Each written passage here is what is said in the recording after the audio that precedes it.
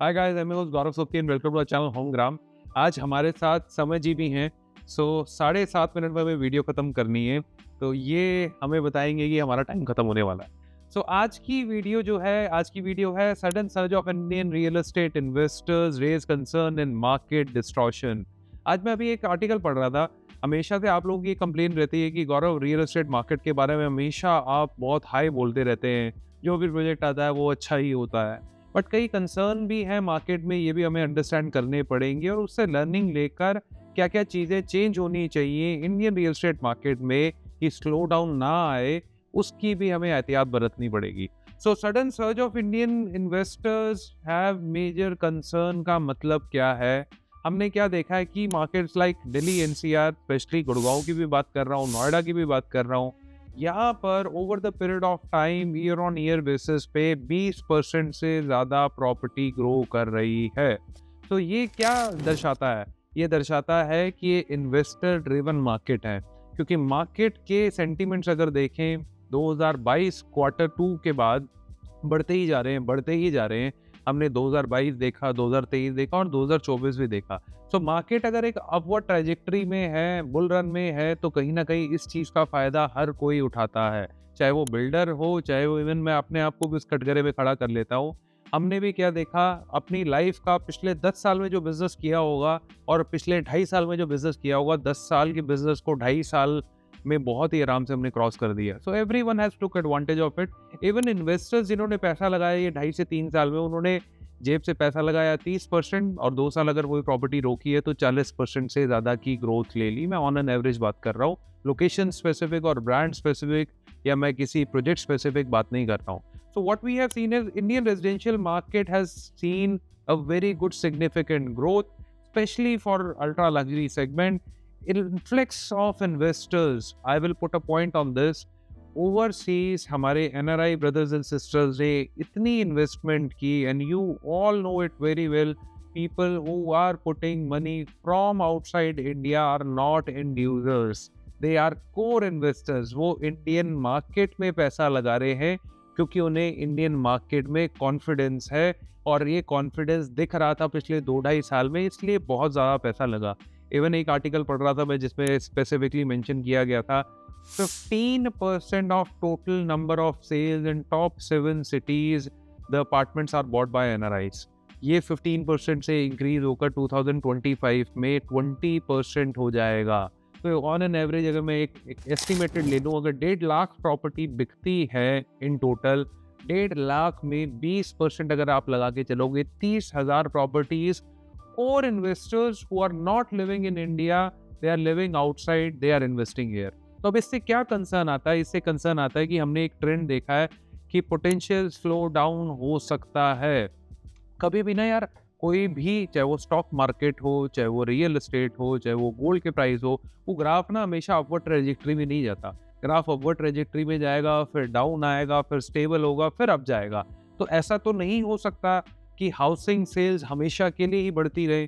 तो हमें कहीं ना कहीं ये चीज़ समझनी पड़ेगी, अगर प्राइजेस इसी तेज़ी से बढ़ते रहे, आज 20% की मैं बात कर रहा हूँ, 20% तो मैंने ऑन एन एवरेज लिया है। अगर हम द्वारका एक्सप्रेसवे की स्टोरी देख लें या 1 या 2 प्रोजेक्ट नोएडा के देख लें, जहाँ पर लोगों ने पिछले 2.5 साल में 100% का एप्रिसिएशन कमाया है।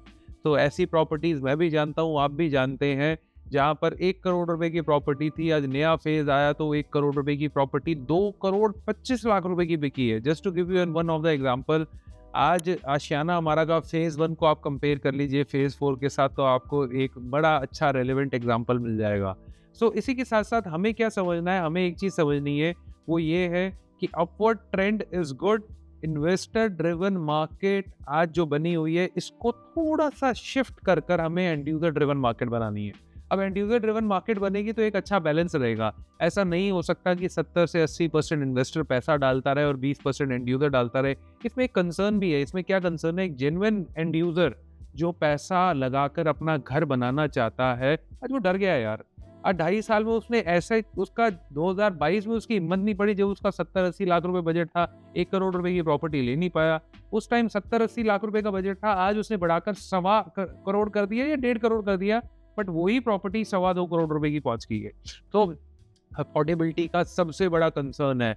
If we will lose the affordability, take my words, end user driven market तो छोड़िए, आज जो हम 70-30 या 60-40 की बात करते हैं ना, ये 90-10 ना हो जाए, पूरी मार्केट इन्वेस्टर ड्रिवन ना बन जाए। जिस दिन ऐसा हो गया, उस दिन मार्केट का स्लो डाउन शुरू हो जाएगा, because at a time investor will feel suffocated that we are just keeping on investing in this market. There are no real end users.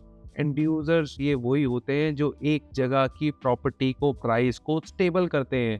क्योंकि अगर किसी टाउनशिप में 80% 90% इन्वेस्टर्स और उस टाउनशिप का पोजीशन में मिल जाता है, तो क्या 20% लोग रहेंगे तो उस प्रॉपर्टी का प्राइस बढ़ जाएगा? कभी नहीं बढ़ने वाला।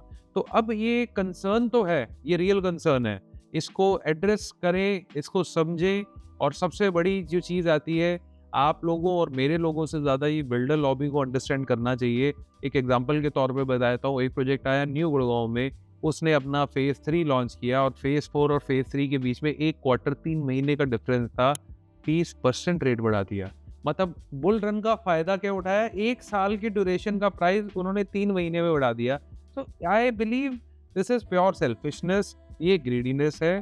बिल्डर्स को भी समझना पड़ेगा, आप लोगों को इन्वेस्टर्स की बजाय एंड यूज़र के माइंडसेट से सोचना पड़ेगा। अगर आप उस माइंडसेट से सोचेंगे तो शायद आप ऐसे प्रोजेक्ट लेकर आएंगे जो लंबे टाइम के लिए सस्टेन कर पाएंगे। I have seen many projects where 30-70 payment plan was given in a property, 70% possession आने के बाद लोगों ने 30% कैंसिलेशन अमाउंट लेकर ले लिए, क्योंकि उनके पैसे ही नहीं थे यार। सो जब इन्वेस्टर ड्रिवन मार्केट होती है तो सब लोग चलते हैं, जिसकी जेब में 20 लाख 25 लाख हो वो भी डाल रहा होता है, या जिसकी जेब में 100% की जगह बस 25-30% पेमेंट भी हो वो भी डाल रहा होता है। तो इन शॉर्ट, आज मैं बिल्डर से एक रिक्वेस्ट करूंगा, सबसे पहली चीज़ तो आप लोगों को सेल्फिशनेस नहीं दिखानी, आप लोगों को कहीं ना कहीं इस चीज़ का टेक केयर करना है कि कॉस्ट जो लेकर आ रहे हैं, keeping this thing in mind that your property should be sold to end user, minimum 50% उसको ध्यान में रखकर लानी है। दूसरी चीज़ आपको क्या सोचना है, please please please don't become big big brands like DLF और Godrej who wants to sell their property in hours. आप 2-3 टावर लाइए, धीरे धीरे करके अपना प्राइस बढ़ाइए, इनिशियल बायर्स को एंड यूजर्स को प्रमोट कीजिए, उनको कहीं ना कहीं इंसेंटिवाइज कीजिए कि आप मैंने 3 इनिशियल टावर्स खोले हैं, जो एंड यूजर्स हैं वो लोग आएंगे हमारे साथ जुड़ेंगे, तो हम जो है इस प्रॉपर्टी को इतने कम रेट पे देंगे। क्योंकि आपकी प्रॉफिटेबिलिटी भी अगर आप फेजेस में धीरे धीरे करके सेल करेंगे तो बहुत ज़्यादा रहेगी। ये आज ख़त्म हो चुका है हमारा समय, फिर भी मैं मैसेज को कंप्लीट कर देता हूँ।